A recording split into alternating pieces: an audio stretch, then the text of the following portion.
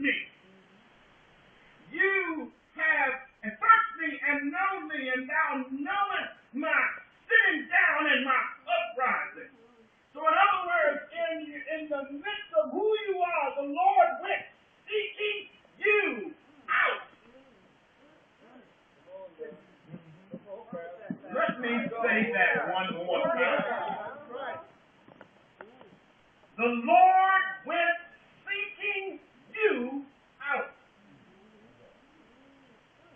Has a blueprint of when you sit down and a blueprint of when you get up. He knows just how many bones creak and crack when you get up and how many you rub when you sit down. And then he goes on in verse 3 through 5, and he talks about the understanding of God's fellowship. Now, mind you, this is the song book of the Bible. This was put to music. This was somebody's testimony put to music. And so the understanding of the fellowship, he goes and looks at it and says, thou compassest my path and my lying down and art acquainted with my ways. In order for you to be acquainted with somebody's ways, you have to have spent some time with them. In order for you to be acquainted with somebody's ways, you have to have interacted with them so that you know them. Now, some of y'all in here know each other so well you can look at each other and know whether something is right or something is wrong. You can know whether somebody's in distress or know whether somebody's in joy. So he says, I have an understanding of what kind of fellowship I have with him. But then he goes into something else which kind of leads into a worshipful state. And when he thinks of all of that, he looks at verse 6 and 7, and he talks about how it's so overwhelming how wonderful and powerful God is. He said, such knowledge is too wonderful for me, and it is very high. It's in other words, we say today, wow, that's deep. That's deep. I can't comprehend it all. If I spent the next 100 years doing dissertations and studying the greatness of God, the volume couldn't hold everything that I would discover. If I look back in my past and look at all of the ways and things that God has brought me to, I could write more volumes of how it is no secret what God can do. Oh, pray with me just a little while longer here. Verse 70, then he asked the question. He says, where can I go? Where can I go that I would escape the very presence of God? There's another song that I remember growing up that says, where could I go but to the Lord? And then we look on after verse 7, then we get to the big conclusion, is when he says, you can't get away from him. There's just no getting away from God. And you know, when he has sought you out, and I think, and it starts off, it wasn't you seeking him, it was him seeking you out. And once he found you and started interaction with you, then he's not going to let you go. He's going to stay right there until that which he plans to perfect in you is done. He's going to stay right there with you until you are presented for all eternity in his presence. He is not going to let you go. Jesus confirmed that by saying, I will never leave you nor forsake you. Well, as I look at that verse, he says, I don't care how high you go. That's right.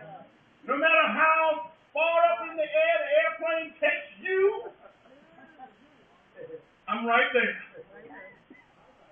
Whether I like to fly or not, and I know when we went to Atlanta, one thing I thought about, this is too high for me.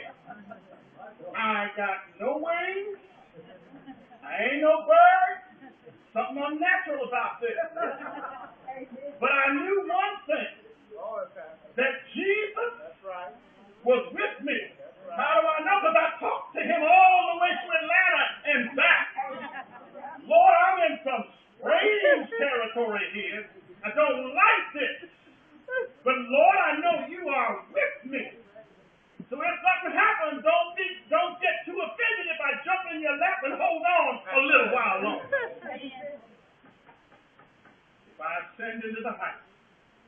you're there.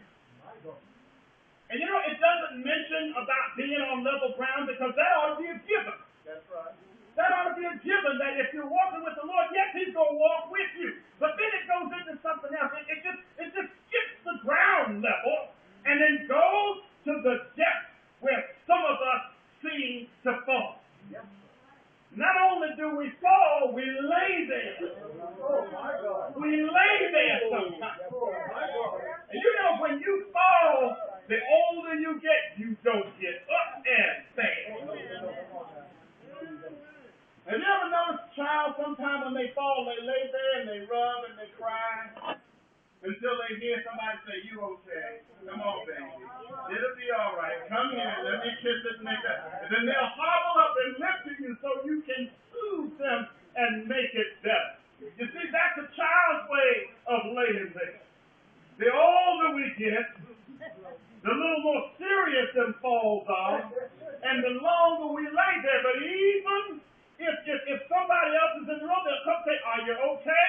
How can I help you to get up?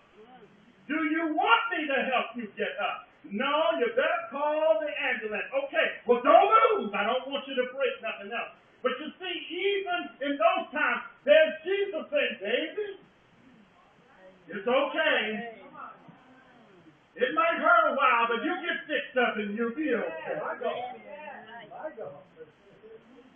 But then there's those deep places in our soul, that stuff we go through, that we say ain't no place for children.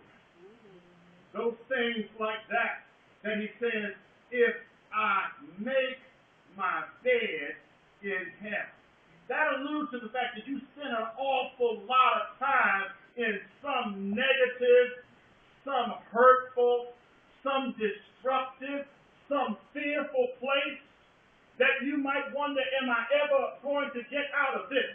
And see, if you're in a bed, in my mind, I get a vision. Sometimes we get in it, and then we cover ourselves up with the cover from the bed of hell.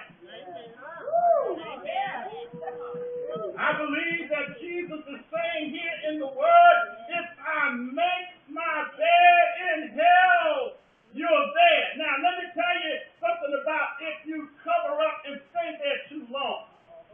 Now, some of y'all know where I'm going with this, but some of y'all had some old school parents, and you know what it was if you were in the bed and they meant for you to get up yesterday. You could hear them come in the room, and then they would snap the covers off.